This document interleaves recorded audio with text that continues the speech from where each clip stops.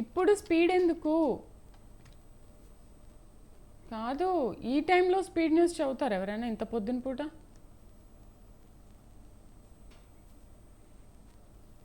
ఆహా, ఐటమ్స్ పెట్టండి, తర్వాత బ్రేక్ తీసుకొని పేపర్లోకి వెళ్ళి డిబేట్లోకి వెళ్దాము. ఇప్పుడు ఇంత పొద్దున 31 స్పీడ్ న్యూస్లు చదివితే ఉంటుందా నా గొంతు?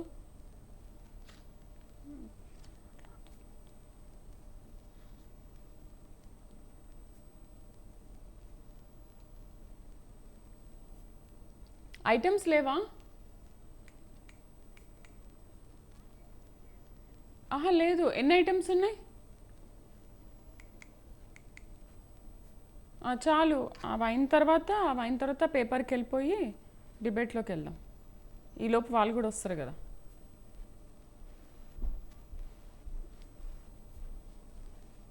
నడిపిద్దాం మెల్లిగానే, ఏం కాదు.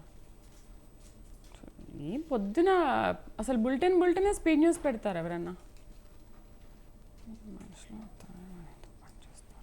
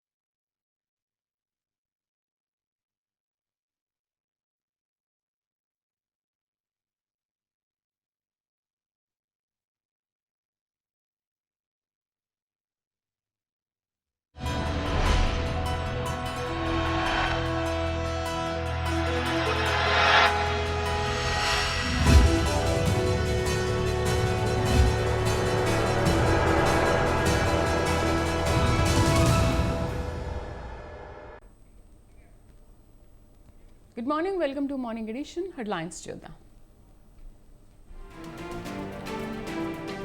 నేడు ఢిల్లీలో నీతి ఆయోగ్ సమావేశం, మోదీ అధ్యక్షతన భేటీ.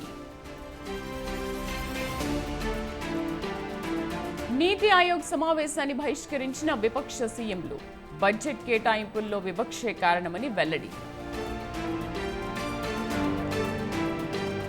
హస్తినటూర్లో ఏపీ సీఎం చంద్రబాబు నేడు నీతి ఆయోగ్ సమావేశానికి హాజరు.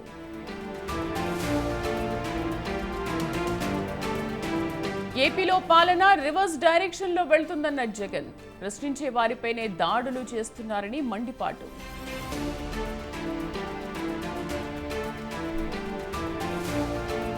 తెలంగాణలో 4 రోజుల పాటు వర్షాలు, 6 జిల్లాలకు రెడ్ అలర్ట్.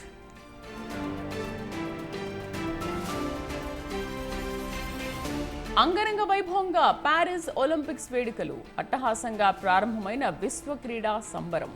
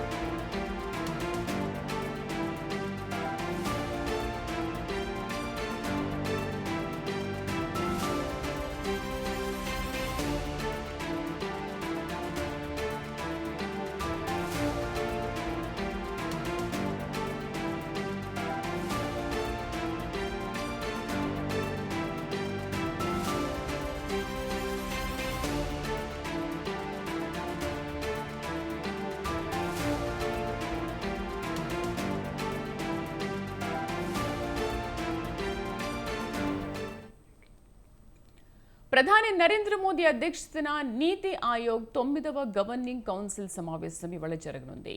2047 నాటికి భారత్ను అభివృద్ధి చెందిన దేశంగా తీర్చిదిద్దడానికి తీసుకోవాల్సిన చర్యలపై ఈ భేటీలో చర్చించనున్నారు. ఈ మేరకు వికసిత్ భారత్ 2047 పేరుతో నీతి ఆయోగ్ ఇప్పటికే ఒక ఆధార పత్రాన్ని రూపొందించింది.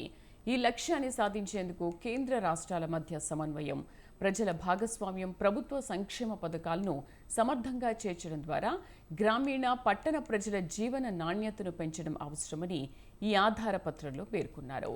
ఢిల్లీలోని రాష్ట్రపతి భవన్లో ప్రధాని మోదీ అధ్యక్షతన నిర్వహించే ఈ సమావేశంలో ఏపీ సీఎం చంద్రబాబు సహా పలు రాష్ట్రాల సీఎంలు, కేంద్రపాలిత ప్రాంతాల లెఫ్టినెంట్ గవర్నర్లు, కేంద్ర మంత్రులు, ప్రత్యేక ఆహ్వానితులు, నీతి ఆయోగ్ వైస్ చైర్మన్ సభ్యులు పాల్గొంటారు.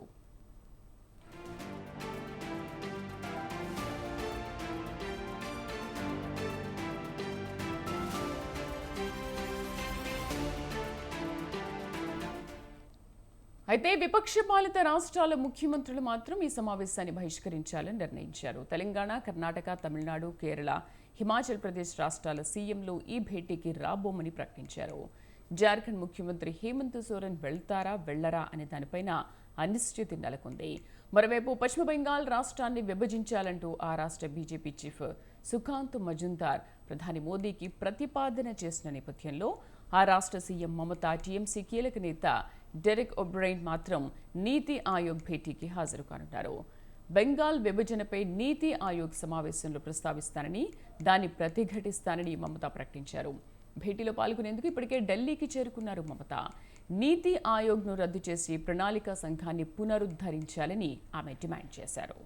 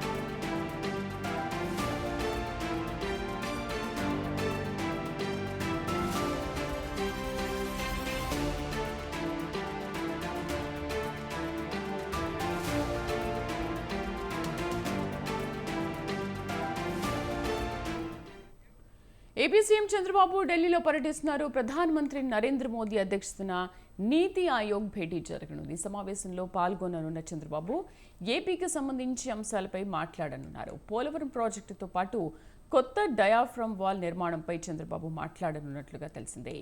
నీతి ఆయోగ్ సమావేశం తర్వాత ప్రధాని మోదీతో పాటు పలువురు కేంద్ర మంత్రులను సీఎం చంద్రబాబు కలిసే అవకాశం ఉన్నట్లుగా తెలుస్తోంది.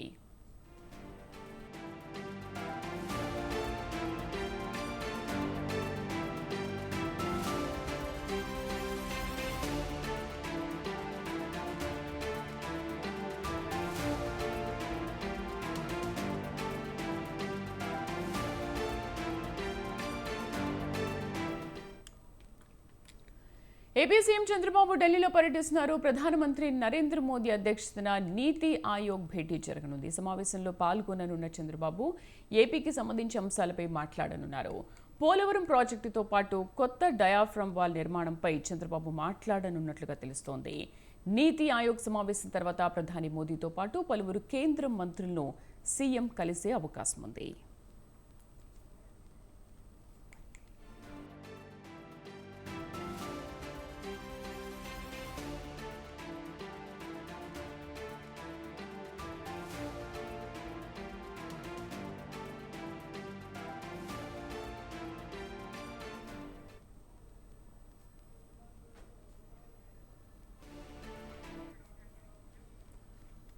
రైట్. ఏపీ సీఎం చంద్రబాబు ఢిల్లీలో పర్యటిస్తున్నారు. ప్రధానమంత్రి నరేంద్ర మోదీ అధ్యక్షతన నీతి ఆయోగ్ భేటీ వాళ్ళ జరగనుంది. ఈ సమావేశంలో పాల్గొనున్నారు చంద్రబాబు.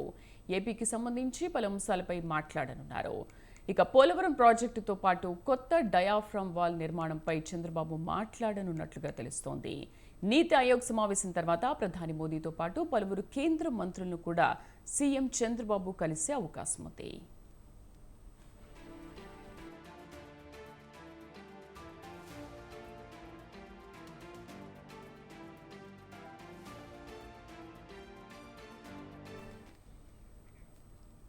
ముప్పై 36 హత్యలు జరిగాయని ప్రచారం చేస్తున్నారని అసెంబ్లీలో చంద్రబాబు ధ్వజమెత్తారు. వారి పేర్లు ఇవ్వాలని అడిగితే ఇప్పటివరకు ఇవ్వలేదని మండిపడ్డారు. ప్రతిపక్ష నేతలు ఇలాంటి ప్రచారాలు మానుకోవాలంటే మంత్రులు, ఎమ్మెల్యేలు, ప్రజలు చైతన్యాన్ని తేవాలని చంద్రబాబు చెప్పారు. లేకపోతే ప్రజల్ని మోసం చేస్తే నమ్మతారన్న ఉద్దేశంతో మభ్య పెడుతూ మళ్ళీ మాట్లాడుతున్నారు. వచ్చి ఈరోజు మళ్ళా స్టేట్మెంట్ ఇస్తామని నేను చాలా స్పష్టంగా అడిగాను. 36 మందిని చంపేశారని చెప్పారు. 36 పేర్లు ఇమ్మన్నాం. ఏ పేర్లో ఇమ్మని వారం నుంచి అడుగుతున్నాం. సిగ్గుంటే ఇవ్వాలి కదండి. ఉంటే కాదు అంటే లెక్కలేనితనం. ప్రజా జీవితం అంటే ఏం చెప్పినా నమ్మతారు. ఒక చెత్త పేపర్ పెట్టుకున్నా ఆ పేపర్ నేను రాసుకుంటా, నేను నమ్మిస్తా. చెప్పిన తప్పే చెప్పకుండా చెప్తే అబద్ధాలు చెప్తా ఉంటే నమ్మి మోసపోతారనే ఉద్దేశం ఉంది. అది నమ్మకుండా ఉండాలంటే మనం కూడా బాధ్యతగా ప్రజా చైతన్యం తీసుకొస్తే ఇలాంటి సమస్యలకు ఒకే విరుగుడు, అది ప్రజా చైతన్యం అని చెప్పి కూడా నేను మీ అందరికీ తెలియజేస్తున్నాను. అడిగేవాళ్ళు లేకపోతే ప్రజల్ని మోసం చేస్తే నమ్మతారనే ఉద్దేశంతో ఏపీలో గత వైసీపీ ప్రభుత్వం అప్పులు చేసేందుకు అనేక విన్యాసాలు చేసింది. రాష్ట్ర ప్రభుత్వం గ్యారెంటీ ఇచ్చినా సరే రుణాలు ఇచ్చేందుకు బ్యాంకులు ముందుకు రాలేదు. ప్రభుత్వ గ్యారెంటీ చాలదని ఆస్తులు తనఖా పెడితేనే అప్పులిస్తామని బ్యాంకుల కన్సార్షియం షరతు విధించింది. దీంతో విశాఖలోని విలువైన ప్రభుత్వ ఆస్తులను ప్రభుత్వం తాకట్టు పెట్టేసింది. ఆ వివరాలను ఆర్థిక శ్వేతపత్రంలో పొందుపరిచారు.